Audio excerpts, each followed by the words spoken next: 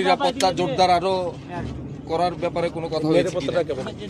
প্রথমে উনি আমাদের ফোর্স এবং অফিসারদেরকে ধন্যবাদ জানিয়েছেন যে আমাদের টাইমলি অ্যাকশনের কারণে আমাদেরকে অ্যাসিস্ট্যান্ট হাই কমিশনার ওনার ধন্যবাদ আমার মাধ্যমে আমার ফোর্সের কাছে পৌঁছিয়ে দিয়েছেন, যাতে বড় ধরনের কোনো দুর্ঘটনা ছাড়াই খুব শর্টলি খুব অল্প সময়ের ভিতরেই এই যে সিচুয়েশনটাকে কন্ট্রোল করার জন্য। আসলে এইখানে অনেক বড় একটা গ্যাদারিং আসছিল ওই এমইএস কলেজ পর্যন্ত, সেখানে প্রায় 1000 খানেক লোক ছিল। তো আমাদের ফোর্স অফিসাররা সেখানে ছিল, ডিসি নর্থ সেখানে ছিল। সে তার ফোর্স অফিসারদেরকে নিয়ে এদের সাথে কথাবার্তা বলে এদেরকে ডিসপার্স করেছে। তার 5 মিনিটের মধ্যে 50-60 জনের একটা গ্রুপ কোথায় বস্তির ভিতর থেকে এরা এসেছিল, বিভিন্ন জায়গা থেকে বস্তির থেকে এসে এরা এখানে খুব এদেরকে একটু ভায়োলেন্ট বলেই মনে হচ্ছিল। তো এরা এসে কিছু ইট পাটকেল ছুঁড়েছে। আপনি দেখবেন যে এই যে গেট থেকে শুরু করে ভিতরে ওই প্রিমিসেস পর্যন্ত যেতে অনেক বড় একটা রাস্তা আছে। তো গেট পার হয়ে হয়তো 5-10 ফিট পর্যন্ত কিছু ইট গেছে। তো সেইখানে আমার গেটে ফোর্স দাঁড়ানো ছিল, ওই তাদের গায়ে টুকটাক কিছু ইট লাগছে, একজনের পায়ে ইট লাগছে, এতটুকু পর্যন্ত শেষ। এছাড়া কোনো ড্যামেজ নেই, কোনো মেটেরিয়াল কোনো ড্যামেজ নেই। তো ওনারা আছেন, ওনাদের কোনো অসুবিধা হয়নি। আর ইট পাটকেল 2-1টা যখন মারা শুরু হয়েছে তখনই আমার ফোর্স সাথে সাথে অফিসাররা ইন্টারভিন করে, স্টান গ্রেনেড এবং আপনার টিয়ার গ্যাস এগুলো করে সাথে সাথে ইয়েটাকে ডিসপার্স করে দেয়। এবং ঘটনাস্থল থেকে প্রায় 12 জন লোককে তারা ধরে, গ্রেপ্তার করে। এবং আমাকে যেটা বলা হয়েছে যে এই যে সেকেন্ড গ্রুপ যেটা এসে এখানে কিছু কয়েকটা ইট পাটকেল ছুঁড়েছিল, এই যে গ্রুপটাকে মোবিলাইজ করার জন্য যে লিডার যে ছিল অর্গানাইজার, সেও অ্যারেস্ট হয়েছে। 12 জন এখান থেকে গ্রেপ্তার হয়েছে এবং এদের বিরুদ্ধে দ্রুত বিচার আইনে মামলা রুজু করা হবে প্রক্রিয়াতে। স্যার, এখন নিরাপত্তা বাড়ানোর ব্যাপারে কোনো কথা বলেছেন? উনি কি নিরাপত্তা বৃদ্ধির কোনো কথা বলেছে কিনা?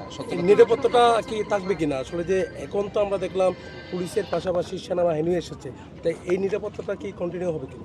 আমাদের যে নিরাপত্তার বিষয়টা আছে ওইটা থাকবে। এটা পরিস্থিতি প্রয়োজনে যতদিন এই নিরাপত্তাটা রাখা দরকার এটা থাকবে।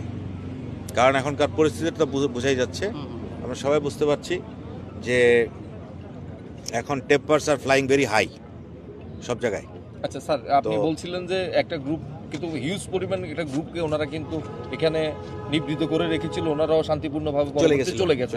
যারা পরবর্তীতে এসে 50-60 জন আমরাও দেখেছিলাম, মানে তাদের কি উদ্দেশ্য প্রণোদিত মনে হচ্ছে কিনা আপনাকে এই হামলাটা? কারণ এত হিউজ পরিমাণ লোক কিন্তু হামলা করেনি, তারা কিন্তু শুধু যে ওখানে হামলা করেছে জানা, আপনার পুলিশকে লক্ষ্য করেও কিন্তু তারা ইট পাটকেল নিক্ষেপ করেছে। হামলা বলতে কি, হামলা বলতে এখানে একটু মিছিল টিছিল করছে, 2-4টা ইট পাটকেল ছুঁড়েছে। ভিতরে ঢোকার কোনো চেষ্টা কিন্তু ওই 50-60 জনের লোক ওরা করে নাই। ভিতরে ব্রেক ইন করার চেষ্টা কিন্তু তারা করে নাই। বাইরে থেকে 2-1টা ইট পাটকেল ছুঁড়েছে। এটাকে আমি হামলা বলতে রাজি না। এটাকে হামলা বলবো কেন? ভিতরে গিয়ে যদি ভিতরে ঢোকার চেষ্টা করতো, গেট ভেঙে ঢোকার চেষ্টা করতো, দেওয়াল টপকায় ঢোকার চেষ্টা করতো, পুলিশকে কনফ্রন্ট করা, পুলিশকে এঙ্গেজ করা, সেগুলো কিছুই করেনি। বাইরে থেকে চোরাগুপ্তা কিছু ইট পাটকেল ছুঁড়েছে ওখানে। এটাকে হামলা আমি বলবো না। তবে তাদের মধ্যে থেকে তো বললাম 12 জন পুলিশের হাতে গ্রেপ্তার হয়েছে। 12 জন গ্রেপ্তার হয়েছে, এদেরকে থানায় নিয়ে এদের বিরুদ্ধে দ্রুত বিচার আইনে মামলা হবে এবং এদেরকে জিজ্ঞাসাবাদে আমরা তাদের কাছ থেকে আরও তথ্য নিতে পারব। ধন্যবাদ। আচ্ছা, সাবেক শিক্ষামন্ত্রী নফেলের বাড়িতে কিন্তু আজকে হামলা হয়েছে, এই ব্যাপারটা যদি একটু বলতেন।